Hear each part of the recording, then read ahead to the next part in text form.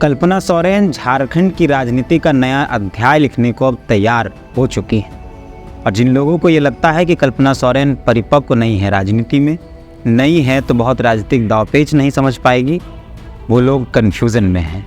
उनको कल्पना सोरेन के कल का भाषण यानी 4 मार्च का भाषण सुन लेना चाहिए। कल्पना सोरेन के भाषण में यह बात स्पष्ट थी कि कल्पना सोरेन के सामने कौन खड़ा है और किस पर हमला करना है।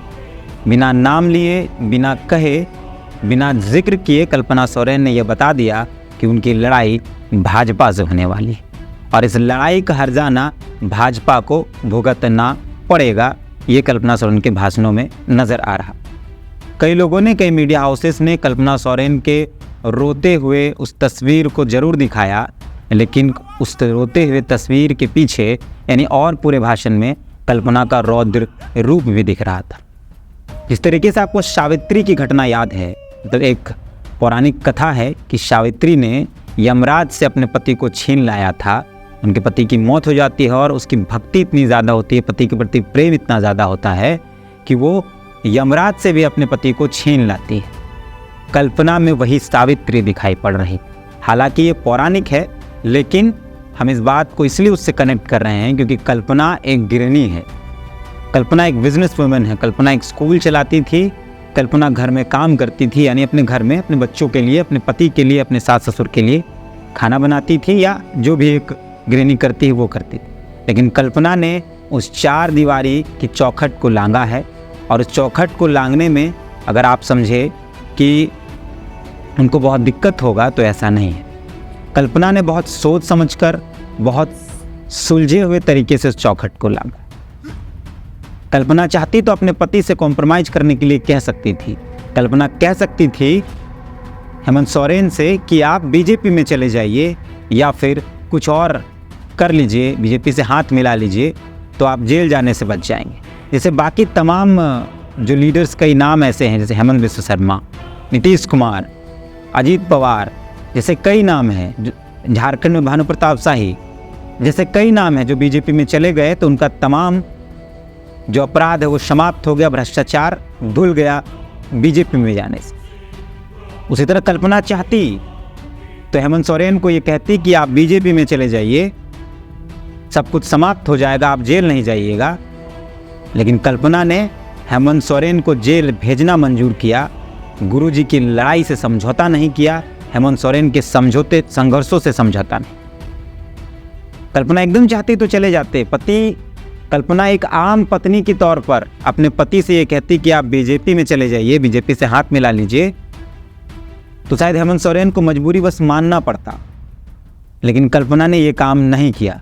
अपने पति को जेल भेजना स्वीकार किया कल्पना सोरेन ने, लेकिन अपने पति की लड़ाई को जिंदा रखना चाहा। उस पूरे परिवार का जो संघर्ष है, जो इतिहास है, वो बहुत लंबा है।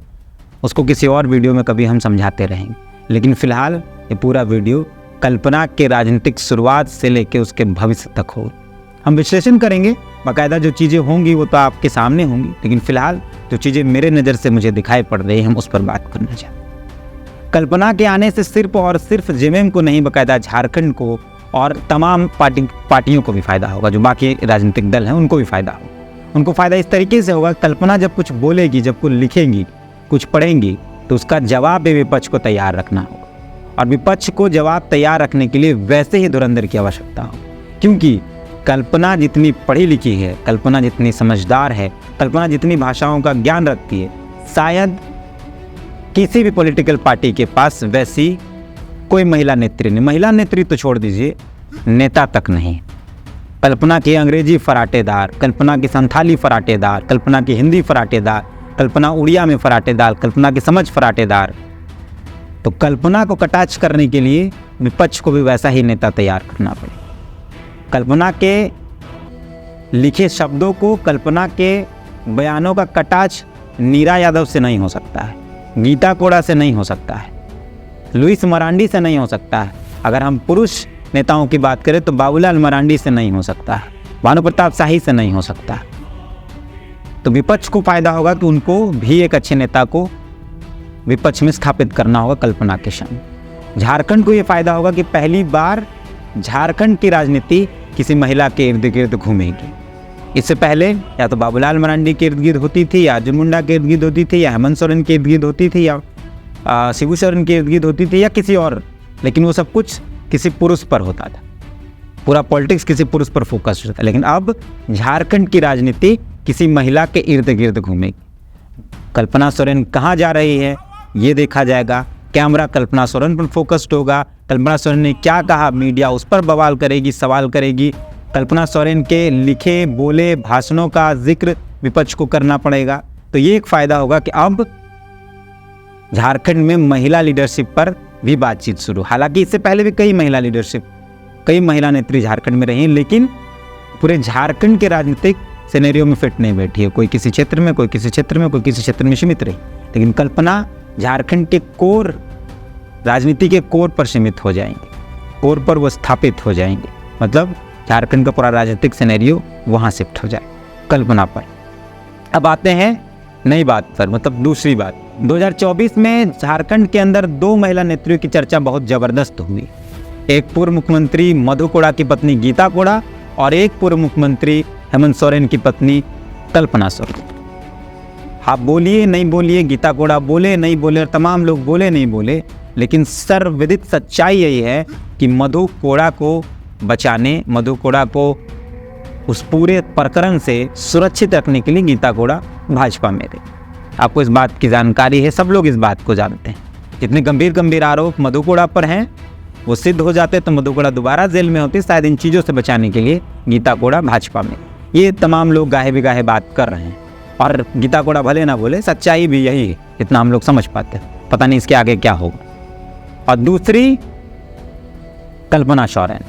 कल्पना सोरेन ने अपने पति के संघर्षों से, अपने ससुर के जीवन संघर्ष से समझौता नहीं। वो चाहती तो वो जेल में, जिसका जिक्र मैंने पहले भी किया, वो चाहती तो हेमंत सोरेन जेल में होते। हेमंत सोरेन जेल नहीं जाते। अगर कल्पना सोरेन चाहती तो हेमंत सोरेन जेल नहीं जाते। वो अपने पति को दबाव के साथ कह सकती थी कि आप बीजेपी में चले जाइए, लेकिन कल्पना ने अपने पति के संघर्षों को जिंदा रखना जरूरी है। राजनीति में हत्याएं हो जाती हैं, राजनीति में लोगों को मार दिया जाता है। एक फिल्म याद कर लीजिएगा, मतलब वेब सीरीज था महारानी। उसमें भीमा भारती एक कैरेक्टर है, इसको गोली मार दिया जाता है। उसके बाद उसकी पत्नी रानी भारती को, जो भी नाम हो, रानी भारती को मुख्यमंत्री बना दिया जाता है। उस फिल्म में रानी भारती को सिग्नेचर करना नहीं आता है, बाकायदा मुख्यमंत्री बनने के बाद सिग्नेचर करती है। लेकिन इस रियल कैरेक्टर में जो कल्पना सोरेन है उसको सिग्नेचर करवाना भी आता है और सिग्नेचर करना भी आता है। सिग्नेचर करवाना कैसे आता है हम इस पर आते हैं। करना तो पढ़ी लिखी है तो आता ही, करवाना कैसे आता है इस पर आते हैं। आपको आदि महोत्सव याद होगा, झारखंड का आदिवासी महोत्सव 2 बार हो गया है। एक बार मोराबादी में हुआ और दूसरी बार जेल सभागार, जो बिरसा मुंडा का जेल संग्रहालय है, वहाँ हुआ। आपको जानकर इस बात को समझना होगा कल्पना सोरेन कैसे सिग्नेचर करवाना जानती है। वो पूरा जो आदिवासी महोत्सव का प्लान था वो कल्पना सोरेन के दिमाग से निकला था। कल्पना सोरेन ये चाहती थी कि इस राज्य के सभी आदिवासी जो 32 जनजाति हैं उनका कल्चर, उनका रहन सहन, खान पान एक प्लेटफॉर्म पर दिखाई पड़े और उसको सरकार मदद करे। तो ये पहला आदिवासी महोत्सव जो हुआ वो मोराबादी में, लेकिन वो कल्पना सोरेन के सोच के तरीके से नहीं हुआ। इसलिए कल्पना सोरेन जब दूसरा आदि महोत्सव हुआ यहाँ पे बिरसा मुंडा जेल संग्रहालय में, तब उसको पूरा लीड कल्पना सोरेन ने किया। सब कुछ एक एक पॉइंट जो भी आपने उसमें देखा वो कल्पना सोरेन के सोच से हुआ। तो इसलिए मैंने कहा कि कल्पना सोरेन सिग्नेचर करना भी जानती है, सिग्नेचर करवाना भी जानती है। और अब झारखंड की राजनीति में बहुत मज़ा आने वाला है। अब नए तरीके की राजनीति झारखंड के अंदर शुरू होगी, क्योंकि कल्पना की समझ शायद झारखंड के अंदर उतनी समझ तमाम किसी नेताओं में नहीं है। जितनी कल्पना पढ़ी लिखी है, जितना समझ वो रखती हैं, शायद किसी में नहीं। और ये भले ही अब आप कह दें कि कल्पना सोरेन की बड़ाई, तारीफ, ये सारी चीज़ें करें, लेकिन सच्चाई यही है। आज तक झारखंड की राजनीति में इतनी पढ़ी लिखी महिलाएं, पहली पढ़ी लिखी महिला नहीं आई थी। तो शायद ये झारखंड की राजनीति के लिए थोड़ा बेहतर हो। हालांकि देखना आगे है कल्पना सोरेन का भविष्य क्या हो सकता है। लेकिन जो चीज़ें सामने दिख रही हैं, कल्पना सोरेन का भाषण में जिन शब्दों का इस्तेमाल, भाषण में जो सारी चीज़ें हैं, वो सारी चीज़ें जब दिखती हैं तो उस पर आप कल्पना सोरेन ने एक बात कही कि झारखंडी झुकेगा नहीं। कल्पना सोरेन ने ये बात कही कि झारखंडी झुकेगा नहीं, झारखंड झुकेगा नहीं, और हेमंत सोरेन को जेल भेजकर आपने झारखंड के स्वाभिमान को ठेस पहुंचाया। बिना नाम लिए आपने, बिना नाम लिए। दिल्ली वालों के पास दिल नहीं होता है। ये सब जो बातचीत है, ये जो चीज़ें कल्पना सोरेन कह रही हैं मंचों से, ये बहुत सोचने और गंभीर करने वाली बात। हम बार बार एक ही बात कहेंगे कि कल्पना सोरेन गीता कोड़ा बन सकती थी। वो चाहती तो गीता कोड़ा की तरह समझौता करके बीजेपी में जा सकती थी। कल्पना सोरेन चाहती तो गीता कोड़ा की तरह समझौता करके हेमंत सोरेन को बीजेपी में शामिल करवा सकती थी, लेकिन कल्पना सोरेन ने ऐसा नहीं किया। वो लड़ना मंजूर की, चाहे जो भी हो। उन्होंने घर की दहलीज को लांगा पति के स्वाभिमान को बचाने के लिए। उन्होंने घर के दहलीज को लांगा, कल्पना सोरेन ने घर के दहलीज को लांगा गुरुजी के संघर्षों को बचाने के लिए, हेमंत सोरेन की लड़ाई को बचाने के लिए। आदिवासी, मूलवासी, एसटी, ओबीसी के जिस लड़ाई को हेमंत सोरेन कई बार मंचों से कहा करते थे कि उसको मजबूत करना है, शायद उस लड़ाई को मजबूत करने के लिए कल्पना सोरेन ने अपने घर की दीवार को, अपने घर की दहलीज को ला। कल हम भी उस कार्यक्रम में मौजूद थे। कल्पना सोरेन के भाषण को सुनने के दौरान, वो कई बार बोलने के दौरान कल्पना सोरेन भावुक भी हुई, लेकिन उतना ही उग्र वो बीच बीच में भाषण के दौरान हुई।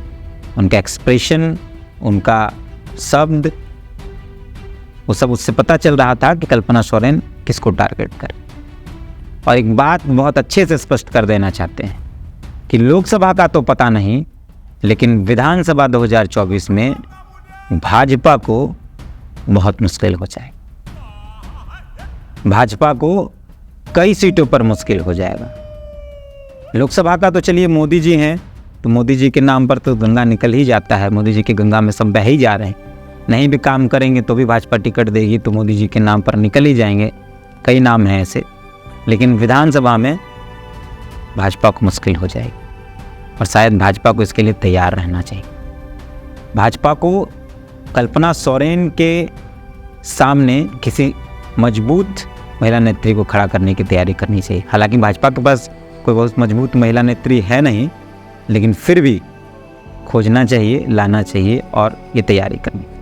हालांकि भाजपा वाले बहुत हल्के में होंगे कल्पना सोरेन को लेकर, लेकिन फैक्ट एंड फिगर और सच्चाई यही है कि कल्पना सोरेन भाजपा के लिए भारी पड़ सकती हैं अगर इसी रौद्र रूप में कल्पना सोरेन रही तो। अगर इसी तरीके से कल्पना सोरेन का भाषण रहा, यही आक्रामक रवैया रहा, तो भाजपा को दिक्कत हो। बाकी आप कल्पना सोरेन के इस राजनीतिक एंट्री पर क्या कहना चाहते हैं, आपकी अपनी क्या प्रतिक्रिया है, ज़रूर कमेंट के माध्यम से लिखिए। वीडियो पर नए हैं तो चैनल को सब्सक्राइब कर ले, पेज को फॉलो कर ले। बाकी मिलते हैं। जोहार।